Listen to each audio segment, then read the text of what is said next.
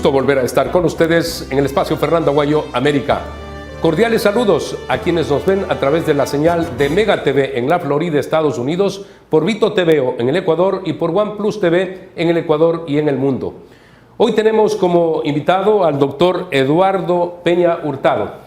Él es el presidente del Consejo Directivo del Instituto de Seguridad Social. Es indudable que todos buscan que se garantice de manera mínima o mayor una buena cobertura de los servicios que presta la seguridad del Ecuador.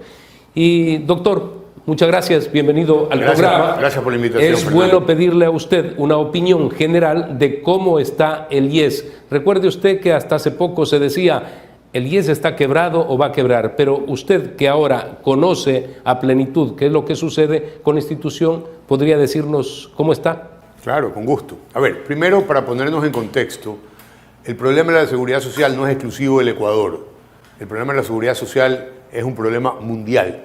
Todas las seguridades sociales tienen problemas. ¿Pero por qué? Porque la demografía en los últimos 93 años que tiene la seguridad social ecuatoriana y la mayoría de las seguridades sociales en el mundo ha cambiado de manera sustancial. Hoy, una persona, cuando se planeó la seguridad social hace 90 años, la expectativa de vida en el Ecuador era 71 años, Fernando. Es decir, tú te jubilabas a los 65 y vivías hasta los 71 en promedio, 6 años de jubilación. Hoy te jubilas a los 65 y la expectativa de vida hoy está alrededor de 83 años y va subiendo. Entonces, pasamos de 71 a 83, hablamos de 12 años más. Eso actuarialmente nunca estuvo calculado cuando se pensó la seguridad social, porque al principio todos eran trabajadores. Luego de 30 años empiezan unos a jubilarse. Hoy tenemos 780.000 jubilados. Entonces, debemos repensar la jubilación en base a los números que tenemos hoy para que esto sobreviva 50 o 100 años más. De los 3.700.000 afiliados, 700.000 cobran pensiones jubilares. No, los afiliados son una cosa y los jubilados son otra. O sea, los jubilados, los 788.000 jubilados, ya no pagan pensiones. De los afiliados hay 3.170.000 que son afiliados activos que pagan la pensión, 20.6% de su salario va destinado para jubilación, salud, seguro social campesino, riesgos de trabajo. Es decir, esos son los motivos por los cuales a usted le descuentan de su salario el 20.6%.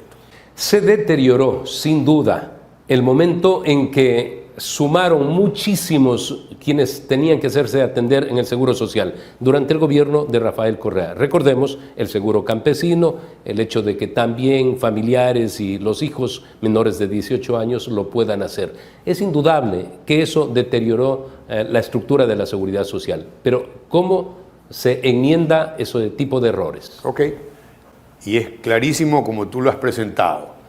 Cuando tú tienes 3 millones para el tiempo actual, 3.200.000 aportantes, pero tienes 8 millones de usuarios, el sistema que está diseñado para 3 millones colapsa cuando tú le pones 5 millones más. ¿Okay? Eso pasó cuando hace 10 años o un poco más se decidió, el gobierno de turno dijo, es adecuado, se debe atender a los hijos de los afiliados entre 3 y 18 años. Y le metió a unos participantes que no cotizan. Eso no se puede hacer en ningún sistema de seguridad. No se puede hacer porque lo que pasa es que el sistema colapsa. Está diseñado para 3, llegan 8, hay cola en los hospitales, hay cola en los centros de salud primaria, hay cola para que te pongan el yeso en el pie. Y esto se produce por ese fenómeno de incluir unos participantes que pueden tener mucho derecho, pero nunca han cotizado. Entonces, ¿qué hay que hacer? Hay que cobrar más para poder dar una mejor atención a estos, por un lado. Y por otro, ¿qué es lo que hizo el gobierno en ese momento? Dijo, ok, prestadores privados, ayúdenme a satisfacer la demanda. Y ahora tenemos prestadores privados y sistema de salud en el IES.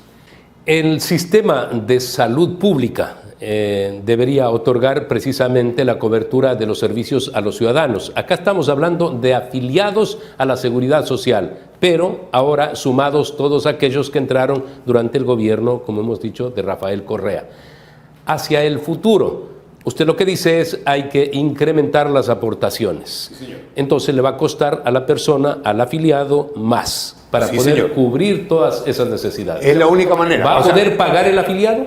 y es que, a ver, ¿qué pasa cuando, si, digamos, no hay otra solución? Porque la solución B sería no atender a aquellos que ya tienen ese derecho. Y eso pasaría a ser inconstitucional. Entonces, no puedes decir, señores, bueno, si yo los atendía antes y ahora ya no los puedo atender. Lo que sí puedes hacer es, señor afiliado, usted que me está pagando con el sueldo básico, a mí para salud, al IES le llegan $40. Y por $40 usted se atiende usted, su esposa y sus 2 hijos o sus 3 hijos. Entonces yo tengo que cobrarle más porque si no, no puedo ofrecerle un servicio de calidad. ¿Cuánto más? Estamos haciendo esos cálculos porque la idea es que del 20.6 incrementar un monto que es exclusivamente para salud. Pero acuérdate que salud está operando en rojo ahora. Entonces hay que arreglar ese problema en salud. Jubilación es otro problema, que es lo que conversábamos al inicio del programa. Tú tienes que hacer una pendiente de cobro en donde vas a ir subiendo la cuota que cobras para jubilación, de manera que cuando se te altere la cantidad de aportantes versus la cantidad de jubilados, que hoy anda algo así como 5-1, eso hay que llevárselo a 9-1. Y cada uno de estos 9 tiene que cotizar un poquito más. Mira tú que Del 20.6, ¿a cuánto se podría ir?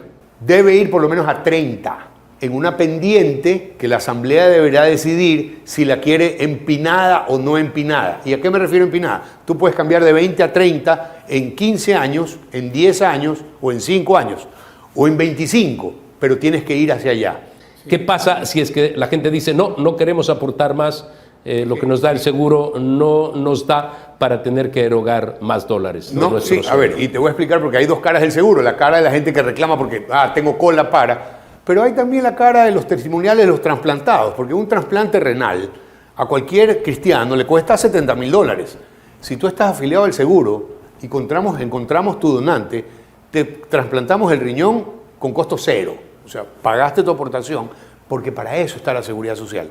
La seguridad social es solidaria y aquel paciente crónico que está dializándose 3 veces a la semana, el momento que tú lo metes a un plan de trasplante y el momento que encontrás el donante para el riñón y se lo pones, le cambias la vida.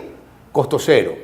Hacemos alrededor de 350 trasplantes al año entre córnea, renal y médula ósea, que son los más modernos trasplantes. Entonces, ¿qué quiero decir con esto? Que sí, el Seguro Social es criticado y la atención médica del Seguro Social es criticada con justa razón por algunas personas que han sido maltratadas. Desgraciadamente eso existe. En la seguridad privada existe, en la pública también. La gente se queja los pacientes tienden a quejarse si no son atendidos rápidamente por sus dolencias. Y lo que tratan de hacer los sistemas de salud es atenderlos rápida y cordialmente. No siempre es posible, siempre va a haber quejas. Ahora, de ahí a que el sistema no funcione, sí hay un largo trecho, porque finalmente lo que nosotros tratamos de hacer hoy es que los medicamentos de alta rotación, que son 100, no falten nunca, ni en nivel primario, ni en nivel secundario, ni en los hospitales. Vamos a ampliar más este tema que interesa a la gente, sin duda. Tenemos que hacer un corte comercial, retornamos. Doctor Eduardo Peña, ¿cuál es la situación de la seguridad social? Hablamos con cierto sentido crítico incluso sobre esto de que muchas personas se quejan de la atención en los servicios de la seguridad social, pero luego veíamos las bondades, los beneficios, y dentro de ello efectivamente viene el tema de los medicamentos que había sido reclamado por muchísimos usuarios. Usted ahora dice, se garantiza que haya por lo menos el 80% de medicamentos surtidos en estos que son absolutamente necesarios. Los centros, subcentros y hospitales están en un abastecimiento de entre el 70 y el 80% hoy. Tratamos de llevarlo entre el 80 y el 90%. Siempre va a haber, porque cuando tú hablas de medicamentos, hay pues 1.800 medicamentos en el Cardex, pero 100 son los que más rotan y esos son los que estamos enfocados en que no falten nunca. ¿Ya? Ahora, hay medicamentos de especialidad, por ejemplo, cuando tú tienes un trasplante renal, para tomar el ejemplo anterior, ahí necesitas inmunosupresores, solo los producen 3 laboratorios en el mundo. Entonces, tienes que, eventualmente puede faltar, puede haber casos en que no tengamos ese medicamento inmediatamente, pero lo importamos lo más rápido que podemos. Eso no se produce en el Ecuador. Y lo que estamos tratando de hacer para quitarnos esa intermediación medio corrupta en la venta de medicamentos es comprar medicinas en volúmenes altos a través de las Naciones Unidas o de la Organización Panamericana de la Salud. Esos mecanismos son absolutamente transparentes. Estas instituciones compran pan regional. Nosotros en el seguro tenemos la programación de consumo de medicamentos, sobre todo los más usados, en el transcurso del año. Entonces tú puedes comprar toneladas de ampicilina hechas cápsulas de 500 miligramos a una compañía brasilera que tenga calidad óptima o ecuatoriana que tenga calidad óptima y gane el concurso internacional para abastecer Ecuador, Colombia, Perú y México, que son compras multitudinarias, millonarias, pero transparentes. Y luego distribuyes tu medicina en tus hospitales, centros y subcentros de salud.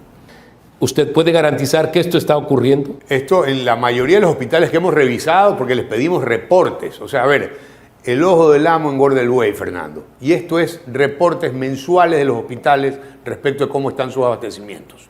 Entonces, más o menos entre 70 y 80, porque sí, en el pasado ha habido quejas, pero últimamente como que hay menos quejas, sobre todo en medicinas, porque los insumos son harina de otro costal. Es decir, así como hay medicinas, y esas no deben faltar, tenemos insumos, y los insumos van desde la gasa o el mertiolate hasta la prótesis de rodilla. Todo está catalogado como otros insumos. Entonces, hay unos que son muy especializados, prótesis de cadera, prótesis de rodilla, que a veces también no tenemos pues en el momento requerido. Sin embargo, no es que el paciente se queda pues sin que le arreglemos el fémur. Le podemos poner unos tornillos hasta que llegue el lote de prótesis, que también son compras que hay que hacerlas pues de manera programada, porque el costo de las mismas es alto. Haciendo esas diferencias, tratamos de que los insumos también tengan una dotación importante en los hospitales y que no falten. Y ahí sí estamos menos del 70%. Todos aquellos que están en esa circunstancia, usted está anunciando aspectos que definitivamente son de gran interés, porque conozco que hay muchas personas que están detrás, por ejemplo, de las prótesis para rodillas y dicen, pasa mucho tiempo y no podemos tener ese reemplazo de la rodilla y prácticamente no podemos caminar. ¿Usted asegura que van a ser atendidos todos aquellos que están en la lista, los que han acudido al Seguro Social? La idea es atender a todos, o sea, cuando tú necesitas prótesis tienes que cambiarlas a todos. Entonces, el tema es que el proveedor de prótesis nos entregue estas prótesis que son de las más especializadas y quizás de las más perfectas en confección, pero tienen un proceso de construcción también, es decir, hay que hacerlas y hay hay tallas diferentes y todo eso influye en cuándo las vamos a tener. Pero de lo que se trata es atender a todos los pacientes que requieren. En el caso de los trasplantes, por ejemplo, de riñones, en ese sentido también usted ha dicho, se garantiza que van a tener esa posibilidad de las operaciones. Y además ha hablado de que 350 de trasplantes, la mayor parte son de riñones. No son la mayor parte. Hay repartidos entre riñones, córneas y médula. Los que menos los de médula, quizás riñones y córneas están medio empatados, serán pues 100 y pico. Pero mire usted que el Teodoro Maldonado, por ejemplo, ahora el nuevo gerente Rubén Egas, me dijo, mira, desde que yo llegué ya llevamos 3 trasplantes y yo te ofrezco aquí hacer 80 por lo menos al año. Entonces, ahí va a crecer, porque el otro que hace trasplantes, el Carrasco en Cuenca hace trasplantes. Y el Carlos Andrade Marín en Quito también hace trasplantes. El Carlos Andrade debe andar por 80 o 90 al año. Entonces, tú sumas y tienes, sales de 200 o 300 insuficientes renales cada año. Y esto se espera que crezca. Porque una vez que nosotros tenemos más médicos especializados, más enfermeras especializadas, tú puedes empezar a rotar mucho más tu centro de trasplante para que se haga más eficiente. Esas métricas, esos KPIs, los estamos implementando hoy, de manera que el tiempo de una cama, por ejemplo, entre que un paciente se va y llega otro, el limpiar esa habitación puede demorarte 24 horas, muy poco eficiente. Los hospitales que se manejan bien se demoran 3 horas. Entonces nosotros vamos a ir, y porque eso te da una capacidad, cuando hablas de todo el hospital, 10% más de capacidad. Solo el hecho de que tú puedas limpiar el cuarto más rápido aumenta tu capacidad operativa 10%. En cuanto a las derivaciones, incluso el Seguro Social permite, por casos especiales, extremos, que se vayan al exterior, especialmente en Navarra, España. Hay un tipo de trasplante de médula heterólogo, se llama, si mal no recuerdo, que es el único que no podemos hacer aquí. Pero yo les estoy pidiendo a mis médicos que se vayan a especializar a Navarra para hacerlos aquí. Porque efectivamente, cuando nosotros derivamos un paciente a un convenio internacional es mucho más costoso que atenderlo aquí. Pero hoy, aquí tenemos la tecnología ya para el trasplante de médula análogo. Tiene un nombre especial que no recuerdo. Ese ya lo hacemos aquí, entonces ese ya no se va. Y el segundo, que es uno más especializado, lo vamos a hacer aquí este año. O sea, mi compromiso es que los técnicos del Carlos Andrade Marín desarrollen esa destreza en el transcurso del 2024 para evitarnos esa derivación externa.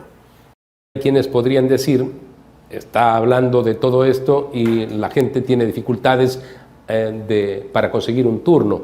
Esa parte también vi que usted se había conectado con Google para que sea la empresa la que posibilite la agilidad en las citas. El agendamiento de citas, para el agendamiento de citas, hoy estamos lanzando, yo calculo que en 2 meses habremos asignado ya qué compañía va a manejar este plan de agendamiento de citas.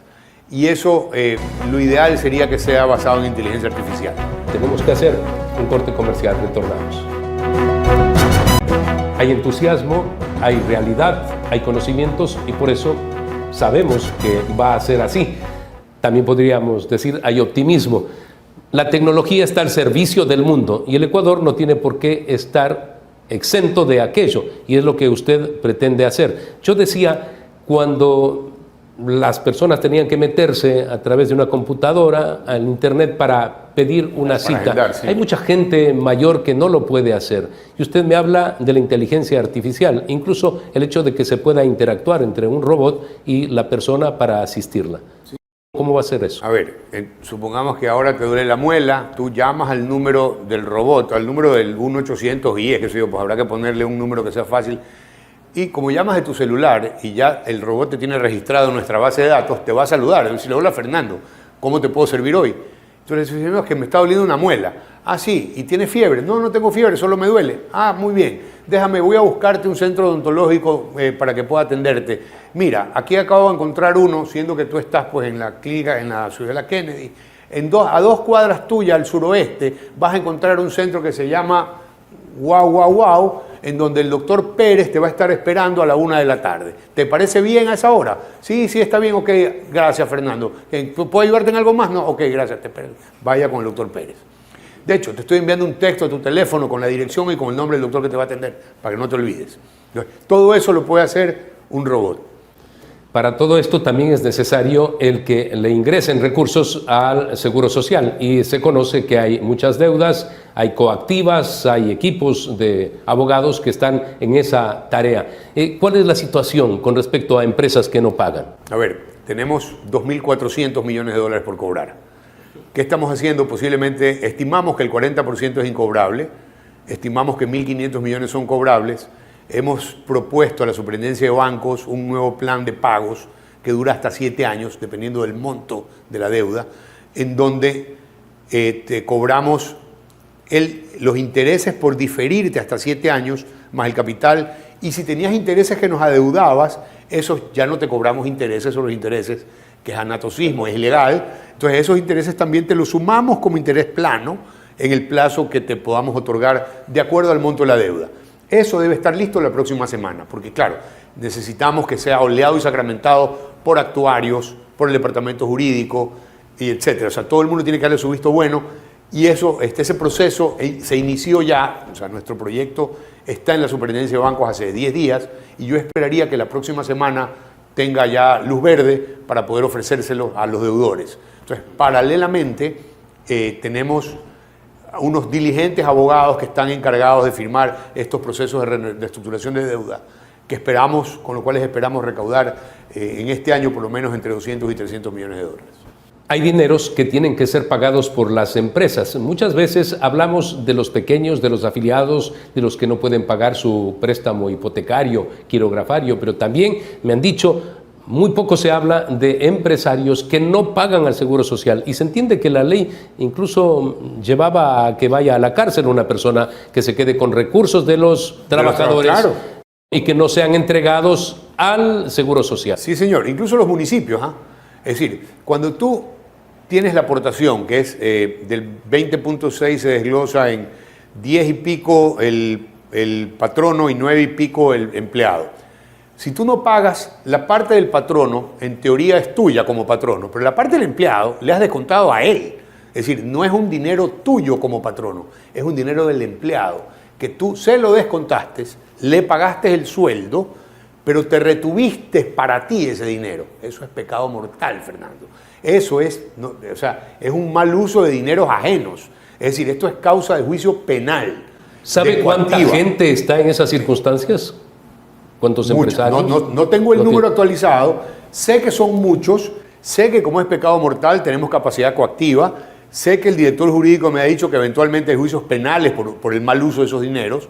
Yo esperaría... Que afectan directamente a los trabajadores, que no se pueden atender, supuesto, y no pueden recibir los servicios Lo que te iba a contar del Seguro Social. Mira, tuvimos una reunión con los municipios, y este es un dato interesante también, porque los municipios, como el gobierno se atrasó en los pagos en los meses de octubre, noviembre y diciembre, los municipios entraron en mora respecto del pago de sus aportaciones de sus empleados. Entonces, lo que les ofrecimos fue extenderles el plazo de pago sobre estas acreencias para no cobrarles multas e intereses sobre eso. Y esta extensión de plazo la basamos en un artículo que es por fuerza mayor podemos hacerlo. De manera que le dimos a muchos municipios esas facilidades para que se pongan al día. Pero ¿qué es lo que pasa con muchos municipios? Que los alcaldes anteriores han usado estos dineros para otros fines. Y eso es especulado. O sea, tú no puedes sustraer el dinero que le descontaste a un empleado y hacer una carretera con eso. Y los alcaldes parece que no tenían claro este tema y distrajeron recursos que eran de la seguridad social para otras cosas. Y eso que es especulado debe ser acusado por los alcaldes que hoy tienen el problema. Hablamos de deudas de 2 y 4 millones de dólares por municipios cuyo presupuesto es entre 500 y 600 mil dólares mensuales.